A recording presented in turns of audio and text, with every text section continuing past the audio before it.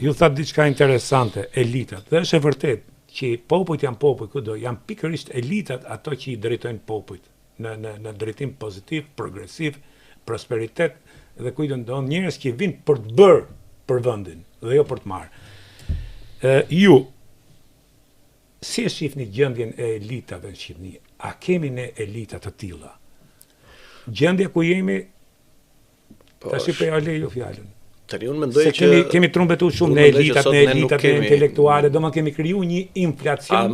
Se po ta them këtu te ti domethënë pavarësisht se si mund duket që apo le duket si do në fakt, nuk është se pyet shumë që Shqipëria ka mungesë elitesh, pra këtë që ju quheni me të drejtë intelektualët që duhet të ishin edhe që janë po themi në pjesën e pararojës të shoqërisë për të dhënë qëndrime, mendime të caktuara për të orientuar, për të qenë në avangard apo në avancim të situatës, për ta marrë shoqërinë. Dhe ky është roli i elitave. Për ta marrë shoqërinë për dorë, po them në mënyrë figurative, për ta drejtuar. Se janë disa njerëz për të marrë gjithë historinë e botës rrugën e dur.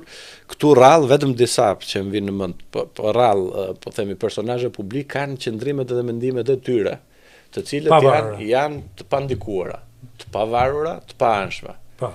Shumica janë qëndrime konformiste. Pra shohin njerë, edhe këtu kanë për dy palët, pra shohin njerë, shikojnë njerë se si mendon partia, dhe pastaj të gjejnë argumenta për ato që mendojnë partia se si të mbështjellin këta. Po pastaj këtu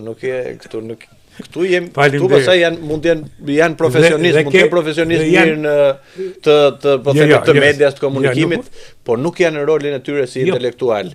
Dhe fatkeqësia dhe shikoja se po ta shohim, po themi me qartësi, në Shqipëri po ndodh që në shumë raste është populli pararoj dhe elita e ndjek pas kur shikon që po ndodh ndryshimi. Imagjino, dhe kjo ka ndodh edhe me ramin e komunizmit. Kështu ka ndodh edhe me ramin e komunizmit. Edhe me kohën e Turqisë, kjo ka ndodh me gjitha, populli del pararoj dhe u ngritën studentët, u ngrit populli. Para studentëve u ngritën tjerë. Po, dhe shkoi elita, po them pjesën e fundit. Studentët, ajo pjesa studentëve ka shumë pikpyetje.